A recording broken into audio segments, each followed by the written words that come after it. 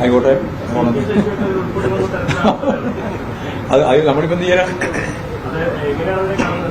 എങ്ങനെയാ കാണുന്നത്? അതിനൊക്കെ നേരിട്ട് പോകല്ലാണ്ട് വേറെ വഴിയെന്താ ഉള്ളത്?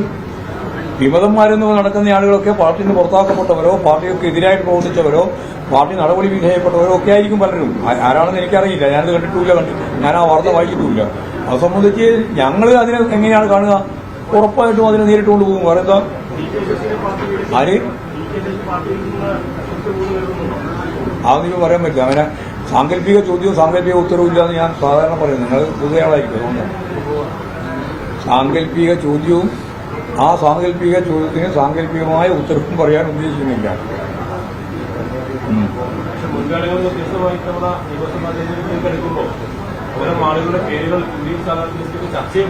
ആ ചർച്ച ചെയ്തോട്ടെ. ഞങ്ങൾ UDF സ്ഥാനാർത്ഥിനെ നോക്കിയിട്ടില്ലല്ലോ, UDF-നല്ലേ എതിർക്കുന്നത്. UDF സ്ഥാനാർത്ഥിനെ നോക്കിയിട്ടില്ല എതിർക്കുക. ഞങ്ങൾ UDF എതിർക്കുന്നത്. രാഷ്ട്രീയ നിലപാടാണ്, അല്ലാണ്ട് വ്യക്തിപരമായ നിലപാടൊന്നുമല്ല. UDF-ഉം BJP-യും RSS-ഉം ജമാഅത്തെ ഇസ്ലാമിയും ഒക്കെ പറയുന്നത് കൃത്യമായ ആശയപരമായ വ്യക്തതയോടുകൂടിയുള്ള നിലപാട് സ്വീകരിച്ചുകൊണ്ടാണ് ഞങ്ങൾ ഇതിനെ എല്ലാം എതിർക്കുന്നത്. അതിൽ നിങ്ങൾക്ക് സംശയമൊന്നും ഉണ്ടാവേണ്ട കാര്യമില്ല.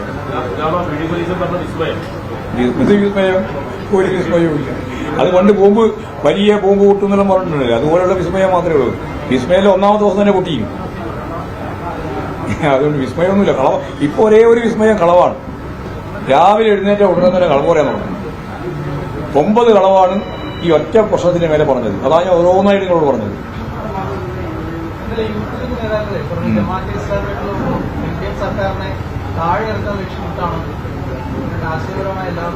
ഓ അത് ശരി. അത് പിന്നെ വേറെ ഞാനൊന്നും പറയുന്നില്ല.